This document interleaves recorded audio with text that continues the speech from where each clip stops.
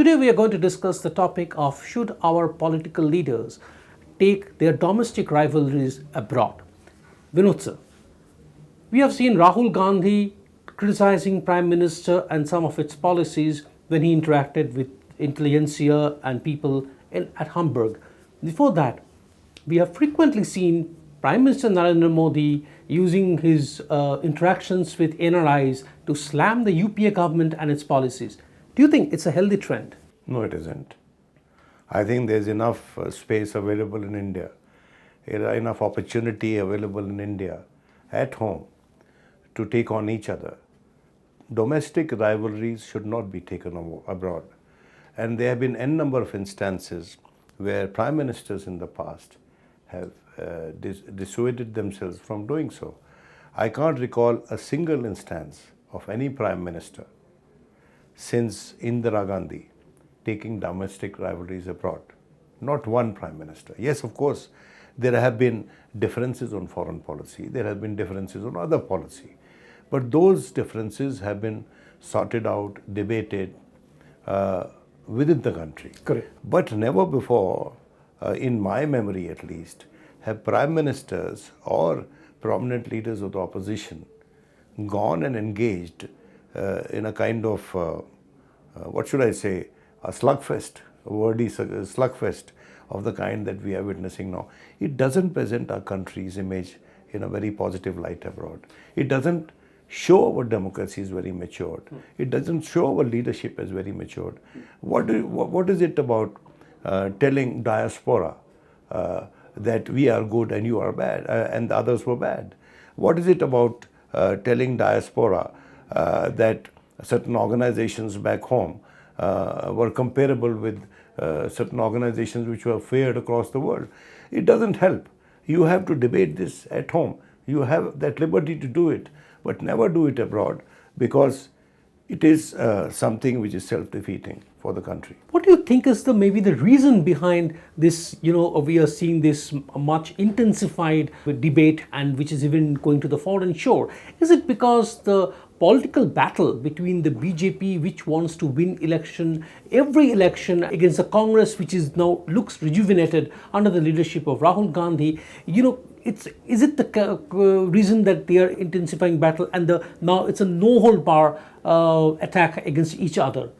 In my assessment, and it is debatable, I mean, you can disagree, but in my assessment, it is for the first time that we have a prime minister who has a full majority in the Lok Sabha, and he does not come out of the Congress table. He is a non-Congress prime minister who comes from the BJP stable, an ideologically different party, Correct. Diametrically opposite party. And he is seeking for himself an international image.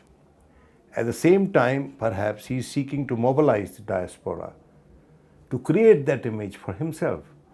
But unfortunately, the idiom that is used to address the diaspora, and here I blame both the opposition and the ruling party, is actually dividing the diaspora on political lines, rather than uniting them to rise and present for India an image that allures foreign capital investment, that allures other countries which are not democracies of the kind that we are. Actually, we are at times spoken in the same breath as the United States, Correct. which is the world's oldest democracy, and we are the world's largest democracy. When you talk about United States, I remember clearly that in the last Hindustan Times leadership summit, when the former US President Barack Obama came, he was asked several questions on Donald Trump. Actually, everybody wanted to see if he reacts or if he says something, if he makes some remarks about Donald Trump. But he very casually and skillfully, he evaded those questions. You also remember that. He never used that platform to hit out against Donald Trump.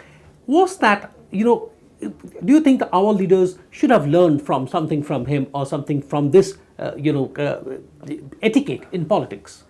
I'm so glad you asked this question. Barack Obama is still President Obama. Correct. That's the American tradition. Once a president, always a president. And I think that In India, we need to, if not exactly the practice, we should at least capture that sentiment that once you have been the president of your country or the prime minister of your country, it devolves on you a responsibility to be responsible in whatever you say. If you cease to be prime minister and you are in the opposition, it doesn't give you unbridled right to say whatever you want, regardless of the facts, you see. I want to ask you something different. That the way we see the leader of the ruling side and the leader of the principal opposition party are taking their battles abroad. Both are trying to reach out to a wider audience outside India. Does it help politically? You see, they are actually trying to acquire international profiles. They are trying to acquire profiles internationally. And they are going about it the wrong way. You do not have to shine in contrast with someone. You have to shine on your own strength, on your own merit. You have to be on as-is, where-is basis before an international audience. But when you start rubbishing a political rival or a political peer back home on your foreign visit in front of your hosts, you're not presenting a happy picture. Correct. It doesn't sketch a good portrait of India as a democracy.